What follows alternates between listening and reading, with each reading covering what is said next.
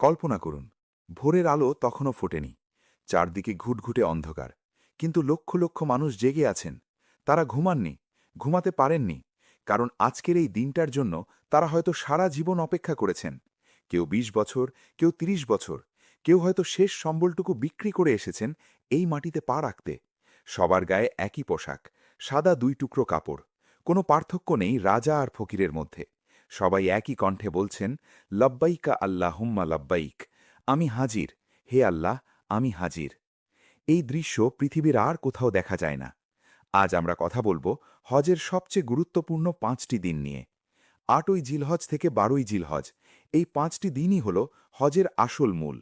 এই ৫ দিনে কোথায় যাবেন, কখন যাবেন, কি করবেন কি করবেন না, সবকিছু আজ আমরা একটা সম্পূর্ণ রোড ম্যাপের মতো সাজিয়ে বলবো।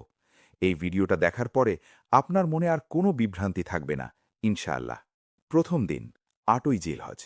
এই দিনটাকে বলা হয় ইয়াউমুত তারবিয়া, পানি পানের দিন। কারণ প্রাচীনকালে হাজিরা এই দিনে মিনায় যাওয়ার আগে প্রচুর পানি পান করতেন এবং তাদের পশুগুলোকে পানি পান করাতেন, কারণ সামনে দীর্ঘ পথ। আজও এই দিনের গুরুত্ব একটুও কমেনি। সকালে ফজরের নামাজের পর আপনাকে এহরামে নিয়ত করতে হবে হজের জন্য। যদি আপনি তামাত্তু হজ করছেন, অর্থাৎ আলাদাভাবে উমরা করার পর হজের এহরাম বাঁধছেন, তাহলে মক্কায় আপনার অবস্থানস্থল থেকেই এহরাম বাঁধুন। ২ রাকাত নামাজ পড়ুন, তারপর নিয়ত করুন এই বলে, আল্লাহুম্মা ইন্নি উরিদুল হাজ্জা ফাইয়াসসির হুলি ওয়া তাকাব্বাল হু মিন্নি। হে আল্লাহ, আমি হজের ইচ্ছা করছি, এটাকে আমার জন্য সহজ করে দাও এবং আমার কাছ থেকে কবুল করো। এহরাম বাঁধার পর থেকেই শুরু হয়ে যাবে বিশেষ বিধিনিষেধ। সেলাই করা কোনো পোশাক পরা যাবে না, সুগন্ধি ব্যবহার করা যাবে না, নখ বা চুল কাটা যাবে না, স্বামী স্ত্রীর মধ্যে শারীরিক সম্পর্ক সম্পূর্ণ নিষিদ্ধ। ঝগড়া, তর্ক, অশ্লীল কথা, এসব থেকে সম্পূর্ণ বিরত থাকতে হবে। পবিত্র কুরআনে আল্লাহ তাআলা সরাসরি বলেছেন, আল হাজ্জু আশহুরুম মা'লুমাত, ফামান ফারাদা ফীহিন্নাল হাজ্জা ফালা রফাসা ওয়ালা ফুসুকা ওয়ালা জিদালা ফিল হজ।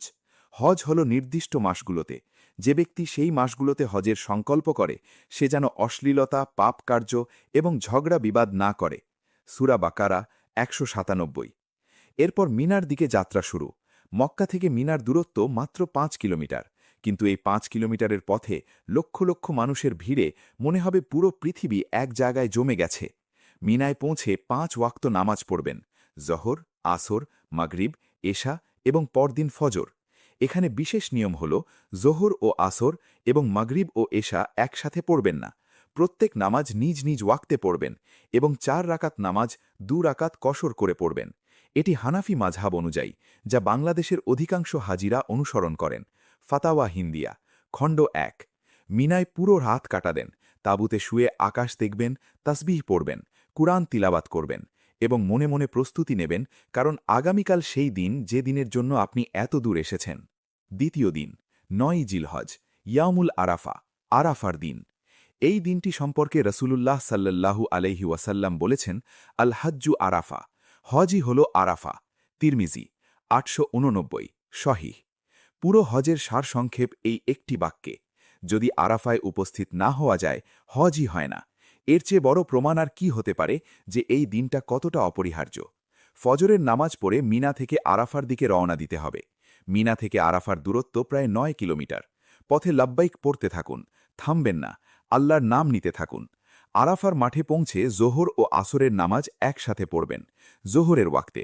এটাকে বলে জামআ তাকদীম। এরপর থেকে শুরু হবে হজের সবচেয়ে গভীর অংশ, উকুফে আরাফা। সূর্যাস্ত পর্যন্ত আরাফার ময়দানে অবস্থান করতে হবে। কিন্তু এই সময়টায় কি করবেন? শুধু দাঁড়িয়ে থাকলেই হবে না। এই সময়টা হলো দোয়ার সময়, কান্নার সময়, আল্লাহর সামনে সম্পূর্ণ ভেঙে পড়ার সময়।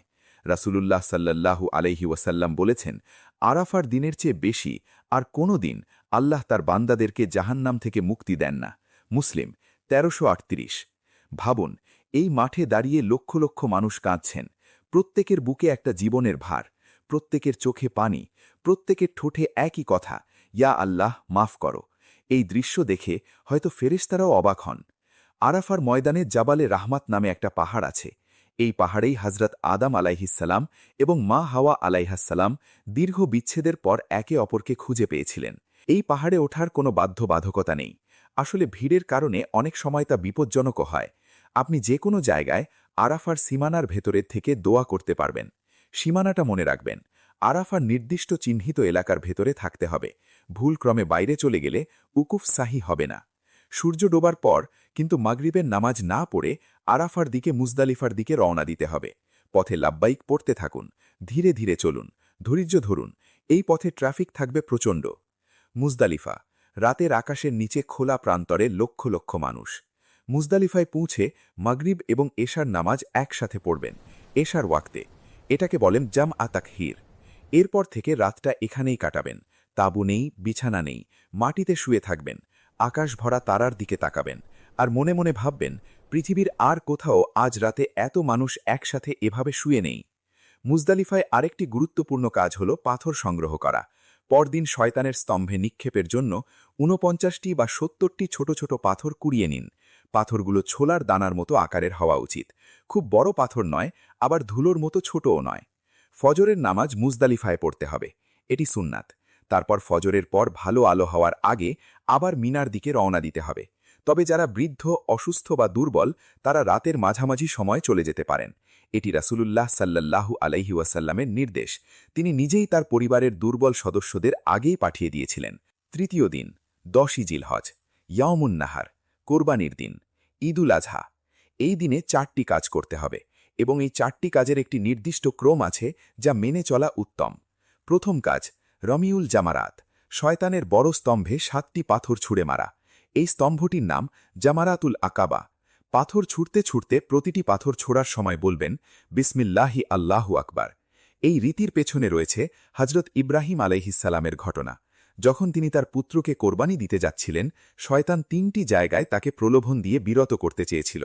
হজরত ইব্রাহিম আলাইহিসসালাম প্রতিবারই পাথর ছুঁড়ে শয়তানকে তাড়িয়ে দিয়েছিলেন। ইবনে হিশাম, আস-সিরাতুন নাবাবিয়া। দ্বিতীয় কাজ, কোরবানি। হজের কোরবানি শুধু ঐচ্ছিক নয়, তামাত্তু ও কিরান হাজিদের জন্য এটি ওয়াজিব। এখন বেশিরভাগ হাজি কোরবানির কুপন কিনে দেন, যেখান থেকে তাদের পক্ষে কোরবানি করা হয়। তৃতীয় কাজ, হাল্ক বা কাসার, অর্থাৎ মাথার চুল কামানো বা ছোট করা।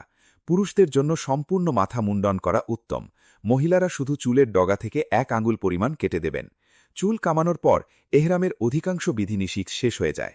সেলাই করা কাপড় পরতে পারবেন, সুগন্ধি ব্যবহার করতে পারবেন, কিন্তু স্বামী স্ত্রীর মিলন তখনও নিষিদ্ধ যতক্ষণ না তাওয়াফে ইফাদা করা হয়। চতুর্থ কাজ, তাওয়াফে ইফাদা। এটিকে তাওয়াফু জিয়ারাও বলে। কাবাঘর ৭ বার প্রদক্ষিণ করা। এটি হজের একটি ফরজ আমল। এই তাওয়াফ না করলে হজ সম্পন্ন হয় না। তাওয়াফের পর সাই, সাফা ও মারওয়ার মধ্যে ৭ বার যাতায়াত। এরপর সম্পূর্ণ ইহরাম শেষ হয়। চতুর্থ ও পঞ্চম দিন, ১১ ও ১২ই জিলহজ। তাশরিকের দিনগুলো, এই দিনগুলো মিনায় কাটাতে হবে। এই রাতগুলো মিনায় থাকা ওয়াজিব। যদি কেউ বিনা কারণে মিনায় না থাকেন তাহলে দাম দিতে হবে, অর্থাৎ একটি কোরবানি দিয়ে ক্ষতিপূরণ করতে হবে। প্রতিদিন ৩টি স্তম্ভে পাথর ছুঁড়তে হবে। প্রথমে ছোট স্তম্ভে জামারাতুস সুগরা, ৭টি পাথর। তারপর মাঝের স্তম্ভে জামারাতুল উস্তা, আবার ৭টি। এরপর বড় স্তম্ভে জামারাতুল আকাবা, আবার ৭টি। মোট ২১টি পাথর প্রতিদিন। পাথর ছোড়ার সময়সীমা হল দুপুরের পর থেকে সূর্যাস্তের আগ পর্যন্ত। তবে ভিড় অনেক বেশি হওয়ার কারণে সৌদি আরবের হজ কর্তৃপক্ষ এখন সন্ধ্যার পরেও পাথর ছোড়ার অনুমতি দেয়। তবে ইমামদের মতানুযায়ী সূর্যাস্তের আগে পাথর ছোড়াই উত্তম। এই দিনগুলোতে মিনায় বসে কি করবেন? শুধু অপেক্ষা করবেন? না, এই সময়টা হল জিকিরের সময়, কুরআন তিলাওয়াতের সময়, অন্য হাজিদের সাথে কথা বলার সময়, পৃথিবীর নানা প্রান্ত থেকে আসা মানুষগুলোর সাথে পরিচিত হওয়ার সময়। হয়তো আপনার পাশে বসে আছেন একজন নাইজেরিয়ান, তার পাশে একজন মালয়েশিয়ান, তার পাশে একজন তুর্কি। ভাষা আলাদা, দেশ আলাদা, চেহারা আলাদা, কিন্তু সবার ঈমান এক। এই অনুভূতিটা পৃথিবীর অন্য কোথাও পাওয়া সম্ভব নয়। তাশরিকের দিনগুলোতে প্রতি নামাজের পর তাকবীরে তাশরিক পড়া ওয়াজিব। আল্লাহু আকবার, আল্লাহু আকবার, লা ইলাহা ইল্লাল্লাহ, ওয়াল্লাহু আকবার, আল্লাহু আকবার, ওয়ালিল্লাহিল হামদ। এটি ৯ই জিলহজ ফজর থেকে শুরু হয়ে ১৩ই জিলহজ আসর পর্যন্ত চলবে। এবার আসুন সবচেয়ে সংবেদনশীল অংশে, যে ভুলগুলো সাধারণত হাজিরা করেন। অনেকে আরাফার ময়দানে উপস্থিত থাকেন ঠিকই, কিন্তু মোবাইলে ছবি তুলতে আর ভিডিও করতে এতটাই ব্যস্ত হয়ে পড়েন যে দোয়া করার কথাই ভুলে যান। মনে রাখবেন, এই মুহূর্তটা আর ফিরে আসবে না। ছবি হয়তো আরেকদিনও তোলা যাবে, কিন্তু আরাফার এই বিশেষ মুহূর্তে আল্লাহর দরবারে কাঁদার সুযোগ এটা একটাই। অনেকে মিনায় রাত না কাটিয়ে মক্কার হোটেলে চলে যান। এটা একটা বড় ভুল এবং ওয়াজিব পরিত্যাগের কারণে দম ওয়াজিব হয়ে যায়। পাথর ছোড়ার সময় অনেকে বড় পাথর বা জুতো ছুঁড়ে মারেন, এটা সম্পূর্ণ ভুল এবং বিপজ্জনক। রসুলুল্লাহ সাল্লাল্লাহু আলহি ওয়াসাল্লাম বলেছেন, ছোট পাথর দিয়ে নিক্ষেপ করো। ভিড়ের মধ্যে রাগ করা, ঠেলাঠেলি করা, অন্যদের কষ্ট দেওয়া, এগুলো ইহরামের বিধি ভঙ্গ না করলেও হজের আত্মাকে ক্ষতিগ্রস্ত করে। এখন একটু ভেতরের কথা বলি।